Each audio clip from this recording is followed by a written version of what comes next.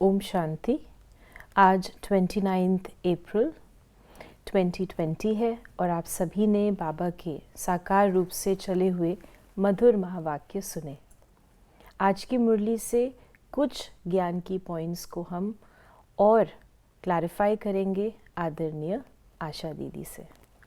ओम शांति दीदी। आज बाबा ने मुरली के सार में कहा, मीठे बच्चे, तुम्हारा ये ब्राह्मण कुल बहुत, बाबा ने कहा तुम्हारा ये ब्राह्मण कुल बिल्कुल निराला है। तुम ब्राह्मण ही नॉलेजफुल हो।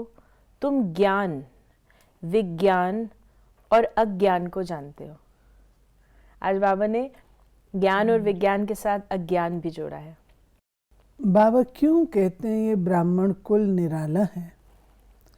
क्योंकि ये कोई मुख वंशावली है, कुख वंशावली नहीं। दुनिया में ब्राह्मण कुख वंशावली है, लेकिन ये हमारा अलौकिक जन्म है। इनको द्विज भी कहा जाता है, अर्थात एक तो शारीरिक जन्म, दूसरा इसमें हमारा मर्जीवा जन्म। जो मर्जीवा जन्म है वो हमारा ज्ञान के आधार से होता है। शिव बाबा, ब्रह्मा बाबा के मुखारविंद से जब हम बच्चों को ज्ञान देते हैं, उस ज्ञान को हम अपने जीवन में अडॉप्ट करते हैं, तब हम कहलाते हैं मुख वंशावली ब्राह्मण। और क्योंकि ज्ञान से हमारा जन्म है, तो ज्ञान को लाइट कहा गया। ज्ञान का सिंपल अर्थ जो बाबा बताते हैं, समझ। तो हमें समझ आ जाती है कि ये हमारे पुराने कलयुगी तमो प्रधान दुनिया के संस्कार हैं, वो पिछले जन्म के हैं। बेशक हम इसी लाइफ में हैं, लेकिन क्योंकि अब हमारा ज्ञान से नया जन्म हुआ, तो वो पिछले जन्म के। जैसे एक कन्या शादी करके जाती है, तो एक प्रकार से उसका नए घर में नया जन्म हो रहा है, क्योंकि वो शुरू से ही दूसरे प्रकार के वातावरण, तौर तरीके अपनाना शुरू कर देती है। पुराना जो उसने सीखा हुआ होता है वो धीरे धीरे भूलता जाता है, और जो नया वो अडॉप्ट करती जाती है। ऐसे ही बाबा जो हम बच्चों को ज्ञान सुनाते हैं, वो ज्ञान से हमारे जो पिछले संस्कार हैं वो समाप्त होते जाते हैं, और जो अब हमारे ब्राह्मण कुल के संस्कार होने चाहिए, जो बाबा सिखाते हैं, हमारी धारणा में आते जाते हैं। उसमें बाबा ने कहा यह है ज्ञान, और अज्ञान जो है उसको हम जानते हैं। अज्ञान क्या है? अज्ञान है नासमझी, जिसमें हम ना स्वयं को जानते थे, ना परमात्मा को जानते थे, ना अपने कर्मों को जानते थे, ना अपने रोल को जानते थे। विज्ञान बाबा प्रायः कहा करते हैं योग को, जिसमें हम इस पुरानी दुनिया तो क्या, परंतु इस देह को भी भूल करके एक परमात्मा ज्योति बिंदु को याद करते हैं, अपना ध्यान उन पर एकाग्र करते हैं, उसको बाबा विज्ञान कहा करते हैं। और बाबा ने मुरली में इसको एक्सप्लेन किया है कि वो बाप ज्ञान का सागर है, ज्ञान से ही सद्गति होती है। कहा जाता है ज्ञान, विज्ञान और अज्ञान। विज्ञान अर्थात देही अभिमानी बनना, याद की यात्रा में रहना, और ज्ञान अर्थात सृष्टि चक्र को जानना। ज्ञान, विज्ञान और अज्ञान, इसका अर्थ मनुष्य बिल्कुल नहीं जानते। बाबा ने स्पष्ट किया है कि ज्ञान जब समझ देते हैं, तो उसमें आत्मा की भी समझ है, परमात्मा की भी समझ है, सृष्टि चक्र की भी समझ है, कि हम आत्माओं का इस सृष्टि नाटक पर क्या रोल है, और कब तक रोल है, कब हम शुरू करते हैं और वो कब तक चलता है। ये सारा बाबा कहते ये है ज्ञान। विज्ञान है ज्ञान को भी भूल करके, देही अभिमानी होकर के एक बाबा की याद में रम जाना, वह है विज्ञान। इससे ऊपर और अज्ञान तो हम समझते ही हैं। प्रश्न में पूछा गया है कि किस सहज पुरुषार्थ से तुम बच्चों की दिल सब बातों से हटती जाएगी? सिर्फ रूहानी धंधे में लग जाओ। जितना जितना रूहानी सर्विस करते रहेंगे उतना और सब बातों से स्वतः दिल हटती जाएगी। राजाई लेने के लिए पुरुषार्थ में लग जाएंगे, परंतु रूहानी सर्विस के साथ साथ जो रचना रची है उसकी भी संभाल करनी है। ये बाबा जैसे मिसाल देते हैं, एक बाल्टी है, उसमें गंदा पानी है। अब आप उस बाल्टी में साफ पानी भरना चाहते हैं तो क्या तरीका है? दो तरीके हो सकते हैं कि उस बाल्टी के सारे पानी को फेंक दिया जाए और नया भरा जाए, और दूसरा तरीका ये होता है कि उसको नल के नीचे रख दिया जाए, साफ पानी भरता जाएगा, धीरे धीरे गंदा पानी जो है वो निकलता जाएगा। हम सब समझते हैं कि एकाएक सारे के सारे संस्कार हमारे खत्म हो जाएं, वो होने वाला नहीं है। धीरे धीरे होता है, लेकिन वो कब होता है? जब हमारे अंदर नए आते हैं, जब हम अच्छे नए दैवी संस्कार का सृजन करते जाते हैं, तो जो पुराने हैं वो धीरे धीरे निकलते जाते हैं। ये बात बाबा हम बच्चों को समझा रहे हैं कि ज्ञान में धीरे धीरे धीरे धीरे अपनी रियलाइजेशन हो गई ना, जब रियलाइजेशन हो गई तो क्लीनिंग प्रोसेस शुरू हो जाता है, प्यूरिफिकेशन का प्रोसेस शुरू हो जाता है, और हम उसके लिए पुरुषार्थ करना शुरू कर देते हैं।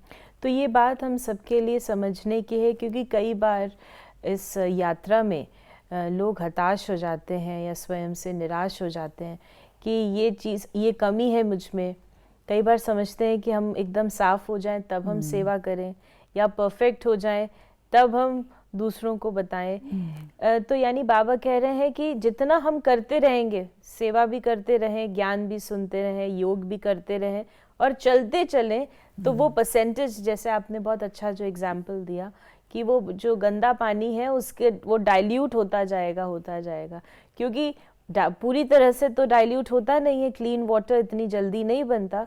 तो कई बार लोग उस मड पर, यानी जो गंदगी बची है उसी पे फोकस कर लेते हैं, और कई बार छोड़ देते हैं पुरुषार्थ करना कि इतना हमने किया, अभी भी हमारे अंदर ये है, या जब हम ठीक होंगे तब हम करेंगे। तो बाबा ने आज इसमें आपने जो बात कही वो ध्यान देने योग्य है। प्रायः हम सब एक समय पर यही कहते थे, जब हम संपूर्ण बन जाएंगे ना तब हम सेवा करेंगे। लेकिन बाबा ने कहा है नहीं, तुम साथ साथ करो, ये चीज़ जो है वो तुमको करा देगी। जब बचपन में हम टोली नहीं खाते थे, क्यों? हमने कोई सेवा नहीं की है, हमने कुछ नहीं, हम टोली नहीं खाएंगे। तो दादियाँ कहती थी नहीं, तुम टोली खाते खाते ही सेवा करनी शुरू करोगे। जितनी टोली खाएंगे फिर सेवा करनी हो जाएगी। और जैसे स्कूल में भी कहा जाता है कि अगर खुद नहीं आता है कोई सवाल मैथमेटिक्स में या किसी भी सब्जेक्ट में, तो आप दूसरे अपने फ्रेंड को समझाएं, दूसरों को सुनाएंगे, दूसरे को हेल्प करेंगे, तो आपके अंदर वो कला भी आ जाएगी, वो चीज़ें डेवलप हो जाएंगी। तो हमें सेवा करनी है, परफेक्ट हम करते करते बन जाएंगे। बनने के लिए बाबा ने कहा कि ये भी जानते हैं कि प्रजापिता ब्रह्मा होकर गया है, उसको आदि देव कहते हैं। आदि देवी जगत अम्बा वो कौन है ये भी दुनिया नहीं जानती। ज़रूर ब्रह्मा की मुख वंशावली होगी, वो कोई ब्रह्मा की स्त्री नहीं ठहरी, अडॉप्ट करते हैं। तो बाबा ने ये सारा बताया कि कैसे सब अडॉप्ट करते हैं। प्रजापिता की तो ढेर प्रजा होगी ना, अब बन रही है। प्रजापिता ब्रह्मा का कुल वृद्धि को पा रहा है अडॉप्टेड धर्म के बच्चे। और फिर बाबा ने कहा ब्रह्मा भी बेहद के बाप का बच्चा ठहरा, इनको भी वर्षा उनसे मिलता है, तुम पौत्रे पोत्रियां को भी वर्षा उनसे मिलता है।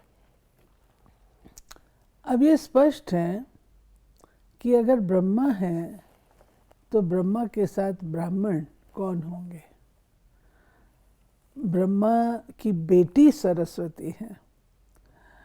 लोगों ने तो बहुत कुछ शास्त्रों में लिख दिया और फिर उसी में फिर हम फंस भी जाते हैं।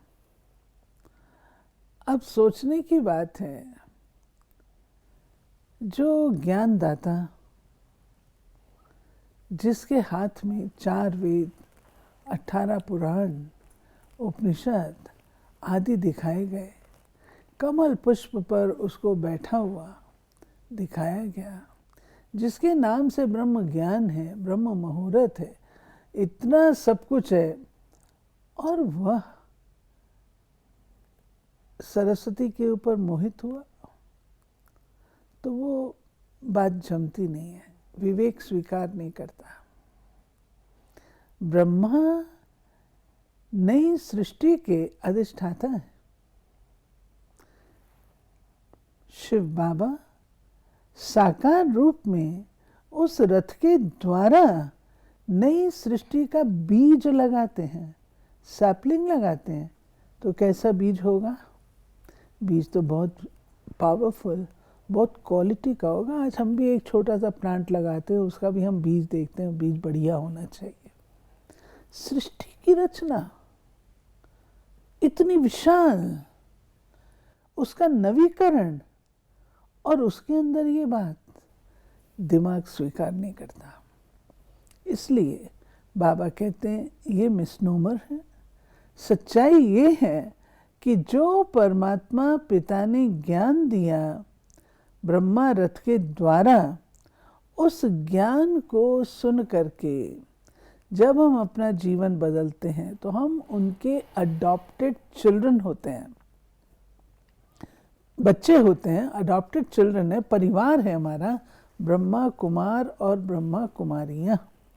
उसमें नंबर 1 है सरस्वती, मातेश्वरी, जगदम्बा सरस्वती, जिसको बाबा यज्ञ माता का भी टाइटल देते हैं। तो ये मुख वंशावली अडॉप्टेड संतान है, न कि उनकी युगल है। और जो बाबा ने कहा कि तुम पोत्र पोत्रियां भी उनसे वर्षा मिलता है, तो इसमें हम थोड़ा सा और क्लैरिफाई कर लें सभी व्यूअर्स के लिए भी कि जब बाबा बाप दादा कहते हैं तो बाप अर्थात पिता, दादा अर्थात बड़ा भाई भी, और दादा अर्थात ग्रैंडफादर भी।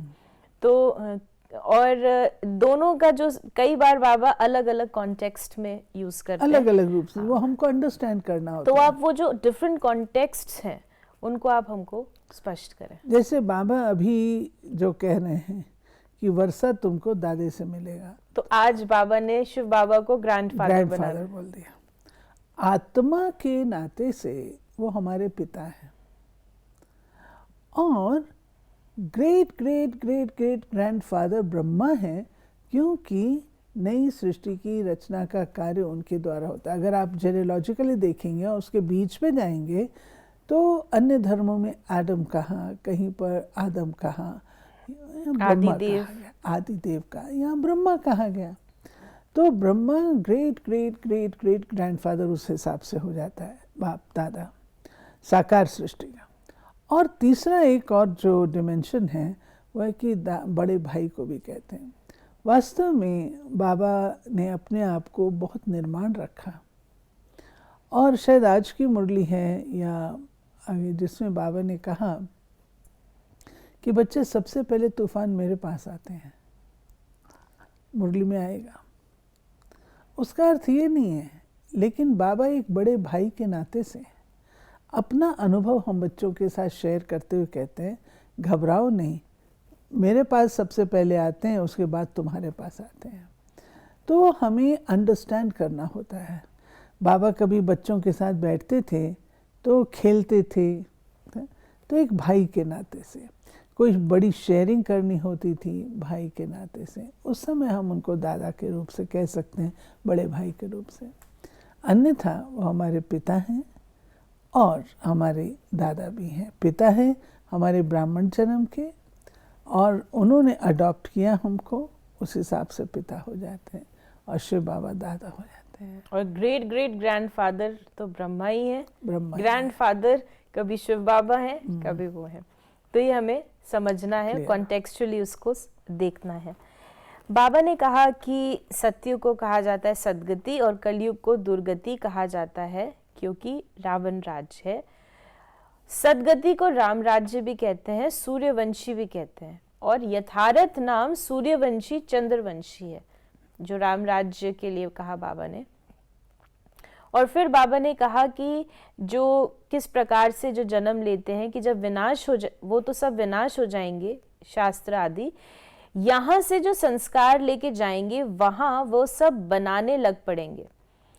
तुम्हारे में भी संस्कार भरे जाते हैं राजाई के, तुम राजाई करेंगे और वो यानी साइंसदां फिर उस राजाई में आकर जो हुनर सीखते हैं वही करेंगे। जाएंगे जरूर सूर्यवंशी चंद्रवंशी राजाई में, उनमें है सिर्फ साइंस की नॉलेज, वे उसके संस्कार ले जाएंगे, वो भी संस्कार हैं, वो भी पुरुषार्थ करते हैं, उनके पास वो इल्म है, तुम्हारे पास दूसरा इल्म नहीं है, तुम बाप से राजाई लेंगे। यानी जो हमारे संस्कार है, जैसे बाबा ने कहा जाएंगे जरूर सूर्यवंशी चंद्रवंशी राजाई में, तो ये हमारे लिए बाबा कह रहे हैं या उनके लिए कह रहे हैं, साइंसदानों के लिए भी कह रहे हैं? नहीं, बाबा कहते हैं कुछ ऐसे सतोगुणी साइंटिस्ट होते हैं जो कि सतयुग की रचना में सहयोग देते हैं, स्वर्ग में सहयोग देते हैं, और ज्ञान भी उन्होंने लिया होता है, ज्ञान लिया होता है, बाबा की पहचान भी होती है, बाबा की पहचान भी होती है, तो वे सतयुग में स्वर्ग में जा सकते हैं। ठीक है, कोई ऊंच पद नहीं होगा, परंतु जैसे कार्य चलाने वाले होते हैं तो उनमें वो विशेष व्यक्तित्व वाले हो सकते हैं, परंतु सूर्य वंश में वही जाएगा जिसका ज्ञान सूर्य के साथ इस समय पूरा संबंध होगा और जिसने पूरा अपन को बाप समान बनाया होगा। और चंद्रवंश जो है वो थोड़े युद्ध करने वाले रहे, वो तो सभी चले जाएंगे, जो भी ज्ञान लेंगे चंद्रवंशी तो सभी बनेंगे। तो बाबा ने कहा कि तुम राजाई के संस्कार भर रहे हो, तो राजाई के संस्कार हम पढ़ाई से कैसे भरते हैं? क्योंकि हम कोई राजाई तो कर नहीं रहे, रोटी बना रहा है कोई, या कोई ज्ञान भी सुना रहा है, और तो ज्ञान योग धारणा सेवा हमारे सब्जेक्ट हैं, और बाबा कह रहे हैं कि आप अपने अंदर राजाई के संस्कार भर के लेके जाते हैं, तो इससे क्या अभिप्राय है? राजाई के संस्कार हैं स्वराज अधिकारीपन, राजाई के संस्कार हैं रूलिंग पावर, कंट्रोलिंग पावर, राजाई के संस्कार हैं रॉयल्टी और डिविनिटी, प्योरिटी। ये संस्कार राजाई के संस्कार हैं दातापन के, राजाई के संस्कार हैं सबके दिलों को जीतने के। ये सब हम इस समय तो पढ़ते हैं संगम पर। संगम पर हमें इतनी सारी चीज़ें जो बाबा पढ़ाते हैं वो हमारे संस्कारों को परिवर्तित करके राजा बनने योग्य ही तो बनाते हैं। नियंत्रण होना, स्वराज अधिकारी होना, कर्मेंद्रियों पर विजय प्राप्त करना, सर्व आत्माओं को सुख देना, ये सब तो हमारे संगम पर पढ़ाई है। जब ये पढ़ाई हमारी अच्छी होती है तो राजा बनेंगे ना। यानी हम जब स्वराज्य अधिकारी यानी खुद के ऊपर अपनी रूलिंग पावर, अपनी कंट्रोलिंग पावर, दूसरों की रूलिंग और कंट्रोलिंग पावर नहीं है, लेकिन जितना हमारे अंदर, और साथ में आपने कहा रॉयल संस्कार, तो वो राजाई पद के लिए हम अपने अंदर संस्कार डाल रहे हैं। बाबा ने कहा कि तुम यहाँ किसके पास आए हो, तुम्हारी बुद्धि वहां भी जाएगी यहाँ भी, क्योंकि जानते हो शिव बाबा रहने वाला वहां का है, अभी इनमें आए हैं। कई बार प्रश्न होता है ब्राह्मणों का भी बीकेस का कि बाबा को कहाँ याद करें, और जब कई बार चक्र भी फिर आते हैं, या फॉर एग्जाम्पल बाबा ने कहा फरिश्ता की प्रैक्टिस करो, बिंदु की प्रैक्टिस करो, तो यहाँ बैठे बैठे करें या सूक्ष्म वतन में जाएं फिर परम धाम में जाएं, और कई बार थोड़ी कंफ्यूजन इसमें हो जाता है, तो उसको थोड़ा और स्पष्ट करें या फिर चेंज करते रहें, वैरायटी करते रहें। जब हम शिव बाबा को याद करते हैं तो हमें शिव बाबा को सदा परम धाम में याद करना, और हम भी परम धाम में बुद्धि से, इसलिए ये बात कह रही हूँ। हम लोग मधुबन जब जाते थे तो सीधे ही हम लोग क्लास में ट्रेन से पहुँचे, और उस समय इतना मुरली का महत्व होता था क्योंकि लिथोने में टाइम लगता था आदि, तो उसी समय मुरली जो डायरेक्टली सुन लेते थे तो उसका और ही प्रभाव होता। और हम लोग को कहा भी जाता था कि ट्रेन से भी आयो ना, नहाना बाद में, पहले मुरली सुनो। तो सीधे जाके जैसे ही मैं बैठी, दादी जी ने प्रश्न किया कि आशा, जब बाबा आता है यहाँ पर तो परमधाम खाली होता है? तो मैंने इनोसेंटली कह दिया खाली होता है। तो दादी ने कहा नहीं, बाबा परमधाम में ही रहता है। और हमें यहाँ जैसे बिजली होती है कितनी फास्ट जगबुझ हो रही है, हमें सदा जगी हुई ना, ऐसे ही बाबा सदा परमधाम निवासी है। तो हमें बाबा को सदा परमधाम में ही याद करना है और स्वयं को भी परमधाम निवासी मानना है। जब हम फरिश्ता स्वरूप में होते हैं तो फरिश्ते तो परमधाम में नहीं है, फरिश्ते सूक्ष्म वतन में। तो हमें स्वयं को फरिश्ता स्वरूप का जब अभ्यास करते हैं, अव्यक्त करते हैं, मूवी का करते हैं, तो हमें अपने आप को बाप दादा के सामने सूक्ष्म वतनवासी, शिव बाबा ब्रह्मा रथ में। ये चीज़ इम्पोर्टेंट है, क्योंकि जब हम राज्यों की जो मूल परिभाषा भी है उसमें भी बाबा ने हमें यही बताया कि स्वयं को आत्मा समझ परमात्मा को स्नेह से याद करना। तो स्नेह से हमें कल्टिवेट तो करनी है रिलेशनशिप, यानी जो चलते फिरते हम करते हैं वो हम अपना स्नेह डेवलप करते हैं, लेकिन जो बैठक का जो हमारा अभ्यास हो वो हम परम धाम में बाबा को याद करें। बाबा ने कहा कि ये बातें तुम बच्चे समझते हो, भगवान को कभी भी मनुष्य नहीं कह सकते, वो तो एक ही निराकार है, परम धाम में रहते हैं। तुम्हारी बुद्धि ऊपर में भी जाती है फिर नीचे भी आ जाती है। बाबा ने कहा बाबा दूर देश से पराए देश में आकर हमको पढ़ाए फिर चले जाते हैं, खुद कहते हैं मैं आता हूँ सेकंड में, देरी नहीं लगती। जैसे आपने अभी बताया, जो दादी जी ने बताया था, आत्मा भी सेकंड में एक शरीर छोड़ दूसरे में जाती है, may be less than a second. कोई देख ना सके, आत्मा बहुत तीखी है।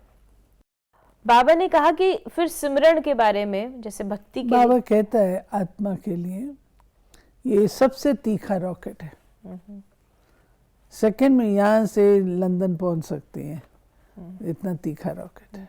बाबा ने कहा तुम जानते हो वासियों को जब सुख था तो सिमरन नहीं करते थे, और बाबा ने आज कहा हे शिव बाबा कहना, ये पुकार का शब्द है। तुमको हे शब्द नहीं कहना है, बाप को याद करना है। चिल्लाया तो गोया भक्ति का अंश हो गया। हे भगवान कहना भी भक्ति की आदत है। बाबा ने थोड़ी कहा हे भगवान कहकर याद करो, अंतर्मुख होकर याद करो। हे शब्द पुकार का, हे शब्द दास्ता का है, इसलिए बाबा कहते हैं ये हे शब्द नहीं कहना है। तुम तो मेरे बच्चे हो ना, तो बच्चे थोड़ी दासीपन के शब्द बोलेंगे, बच्चे थोड़ी ऐसे शब्द बोलेंगे, हे नहीं बोलना है, वो पास्ट हो गया, भक्ति में बहुत कर लिया, अब तो तुम मेरी संतान। यानी अंतर्मुख होके याद करना है। और अगर हम अंग्रेजी में कहें तो कहेंगे ओ गॉड, यही कहेंगे ना, हे भगवान, ओ गॉड। फिर बाबा ने कहा सिमरन भी भक्ति मार्ग का अक्षर है। आगे बाबा ने कहा कि तुम बच्चे जानते हो अभी ब्राह्मणों की माला नहीं बन सकती क्योंकि टूटते रहते हैं।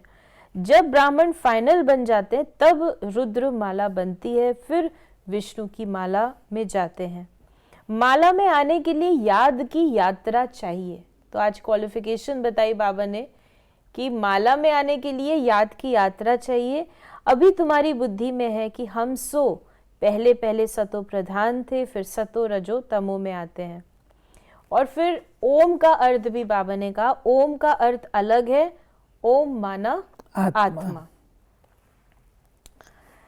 तुम्हारा ओम और हमसो का अर्थ भी बिल्कुल अलग है, जिसपे हमने किया। यानी लोग तो ओम को भगवान मान लेते हैं ना, लेकिन बाबा ने